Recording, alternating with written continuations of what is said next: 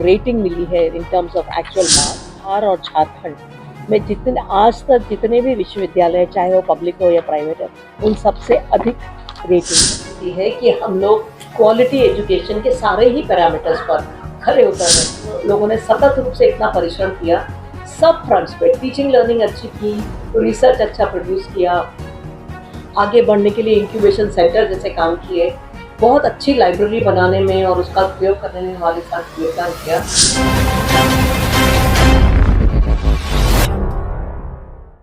अब बहुत बहुत स्वागत है। उषा मार्टिन यूनिवर्सिटी आज के दिन आप लोगों के साथ एक अपनी बहुत महत्वपूर्ण उपलब्धि को शेयर करना चाहती है। उषा मार्टिन विश्वविद्यालय को नैक से एक ग्रेड प्राप्त हुआ। जो रेटिंग मिली है in terms of actual marks, वो बिहार और झारखंड में जितने आज तक जितने भी विश्वविद्यालय, चाहे वो पब्लिक हो या प्राइवेट है, उन सबसे अधिक रेटिंग है। और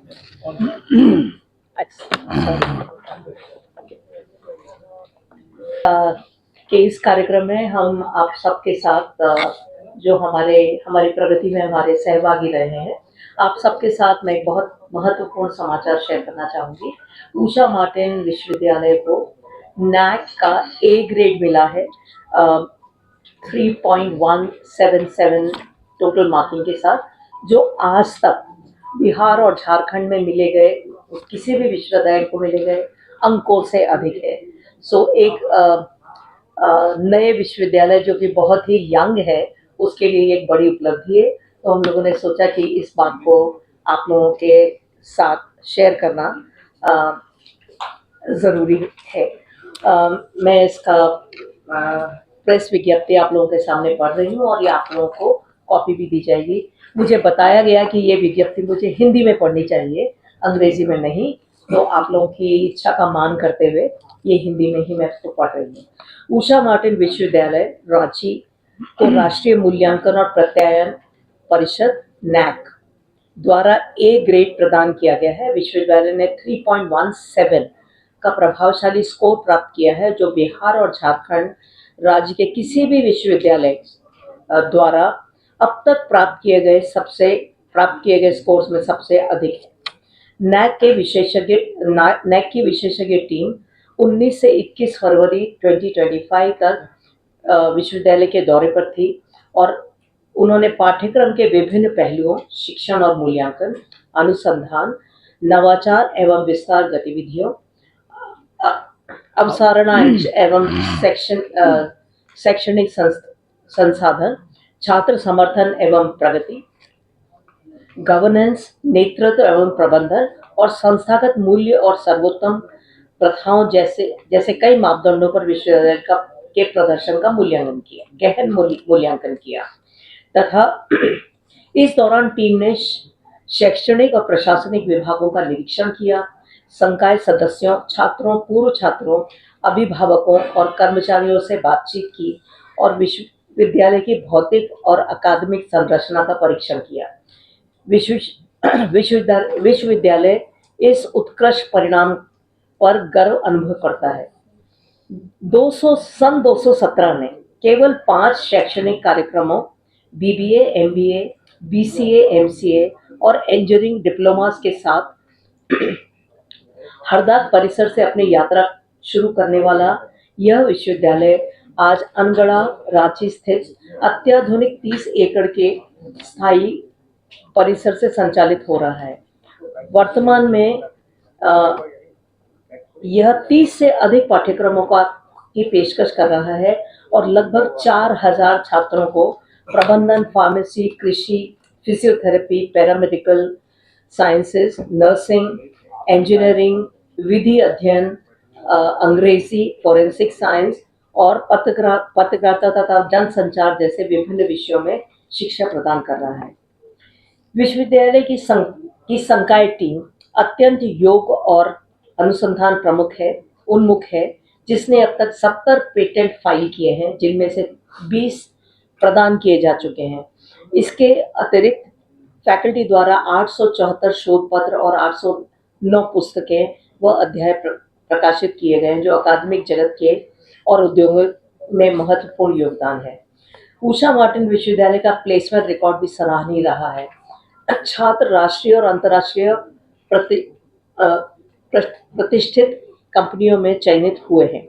विश्वविद्यालय का समर्पित प्लेसमेंट और करियर सेवा प्रकोष्ठ कौशल निर्माण कार्यशालाएं, औद्योगिक सहभागिता, इंटर्नशिप और कैंपस प्लेसमेंट ड्राइव्स के माध्यम से छात्रों को करियर के अवसर प्रदान करने में सक्रिय भूमिका निभाता है। विश्वविद्यालय की अद्भुत और आधुनिक अव- अन- अनसंच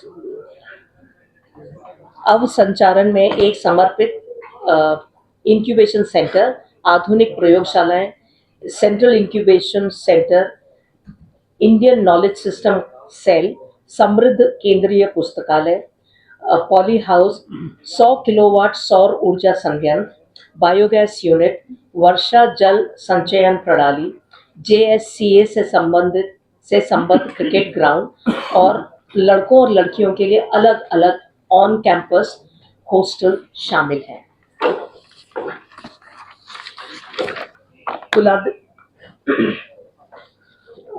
समकुलाधिपति श्री प्रोफेसर गर्ग, अध्यक्ष Shri Hemant Goyal, pro chancellor professor SC Garg और कुलपति प्रोफेसर मधुलिका कौशिक इस ऐतिहासिक उपलब्धि पर गर्व व्यक्त किया और उन्होंने फैकल्टी और स्टाफ की निष्ठा की सराहना करते हुए गुणवत्ता प्रधान शिक्षा के प्रति विश्वविद्यालय की प्रतिबद्धता की सराहना की। Pro chancellor professor SC Garg ने कहा, हम भविष्य को लेकर उत्साहित हैं और आने वाले वर्षों में और भी ऊंचाइयों को छूने के लिए प्रतिबद्ध हैं। वहीं कुलपति मधुलिका कौशिक ने कहा, हमारा विश्वविद्यालय उन सभी छात्रों के लिए पहली पसंद बनेगा जो गुणवत्तापूर्ण उच्च शिक्षा को किफायती लागत पर प्राप्त करना चाहते हैं। बहुत धन्यवाद आप सबका आमंत्रण पर यहाँ उपस्थित हुए। नैक की रेटिंग बेसिकली ये इस बात की गारंटी देती है या इस बात का प्रमाण देती है कि हम लोग क्वालिटी एजुकेशन के सारे ही पैरामीटर्स पर खरे उतर रहे हैं, चाहे वो कार्यक्रम हो, चाहे वो पढ़ाने लिखाने की प्रक्रिया हो। तो उनकी 7 प्रक्रिया हैं, 7 पूरे मानक हैं। उन मानकों में अंदर सह मानक है, उन सब पर यूनिवर्सिटी का परीक्षण किया जाता है और उसके बाद ही, और अगर आप ये देखें 3.17 इज आउट ऑफ 4, 4 में से 3.17 है, इसलिए आपको ए ग्रेड, यूनिवर्सिटी को ए ग्रेड प्राप्त हुआ है। तो ये क्योंकि एक सार्वजनिक पोर्टल है जिसमें सब लोगों को ये बात पता होती है, ये सब जगह प्रसारित होगा।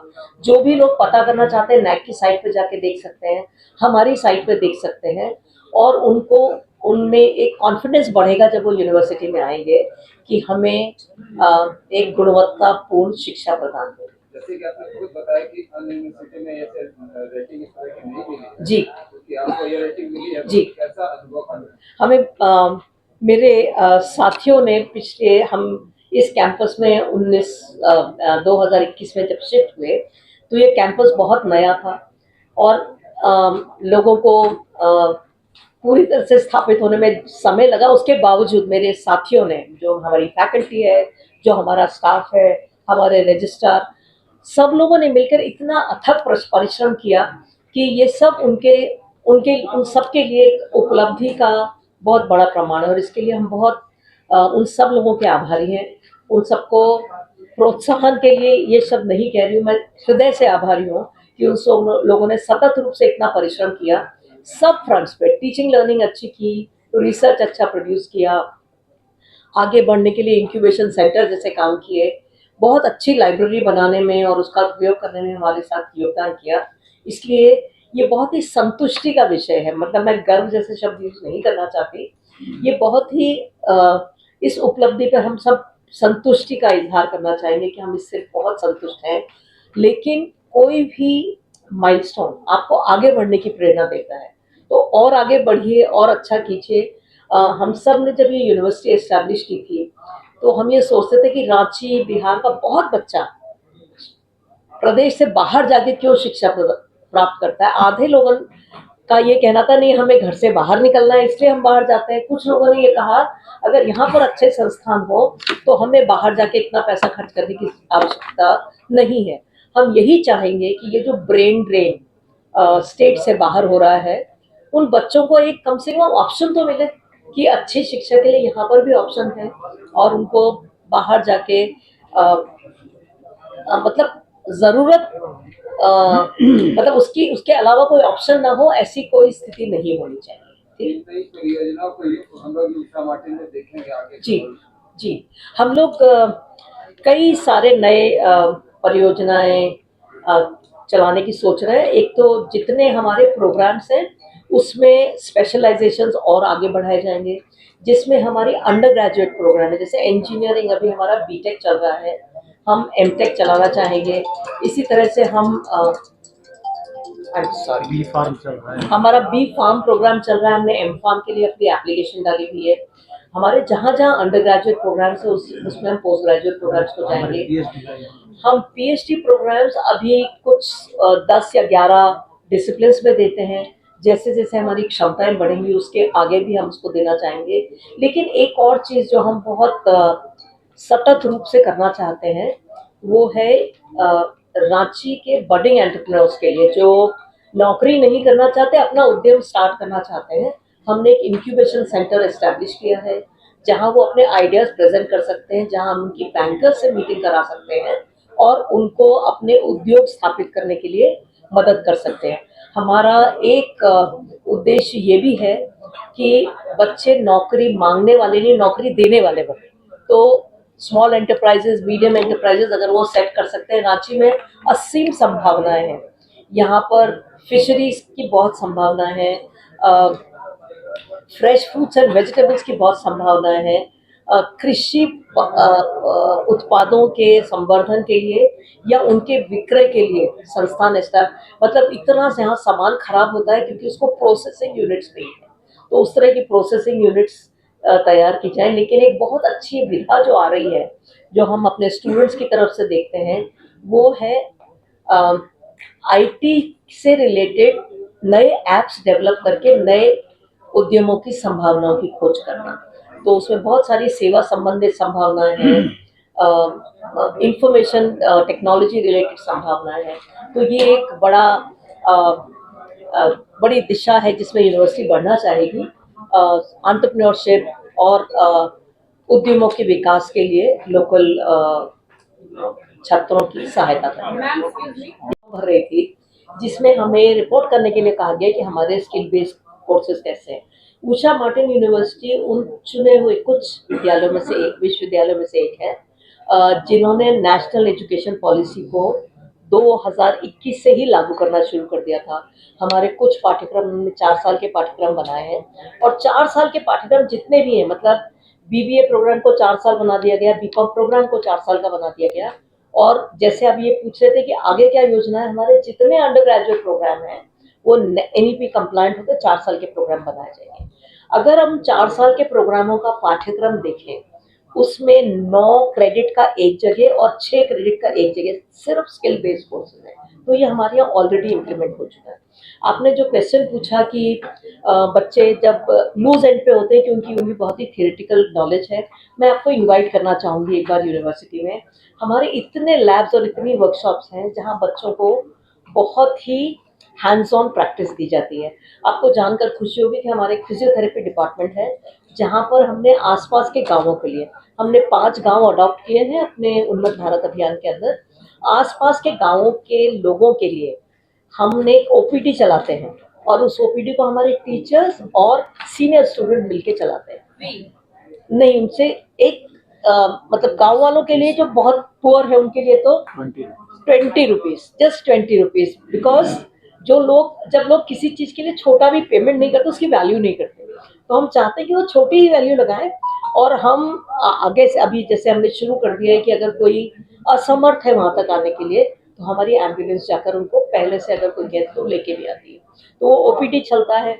हमारा लीगल काउंसलिंग सेंटर वो चलता है जिसमें लीगल एड सेंटर कहते हैं हम उसको। बहुत सारी कानूनी समस्याएं होती है लोगों की गांव में जैसे उनके कागज रजिस्टर्ड नहीं है प्रॉपर्टी का ट्रांसफर प्रॉपर नहीं हुआ, म्यूटेशन ठीक से नहीं हुआ, और भी समस्याएं, पारिवारिक कुछ झगड़े, उनके समस्याएं, बड़े बूढ़े लोगों को घर से निकाल दिया, उनके अधिकार, इन सब के लिए हमारा लीगल एड सेल काम करता है, जिसमें अगेन हमारे सीनियर स्टूडेंट्स जो एलएलएम कर रहे हैं और जो बीबीए एलएलबी के फाइनल ईयर में है, वो उनके साथ कंसल्टेशन करके उनको फाइनल करते हैं। एक टीचर वहाँ पे हमेशा रहेगा ताकि ये निश्चित रहे कि सही सलाह दी जा रही है। तो ऐसे बहुत, यही काम है जो हम स्किल्स के लिए करते हैं। और जो आप कह रहे हैं ना कि बच्चों की बहुत एकेडमिक नॉलेज होती है, हम बच्चों को मैनेजमेंट पढ़ाते हैं,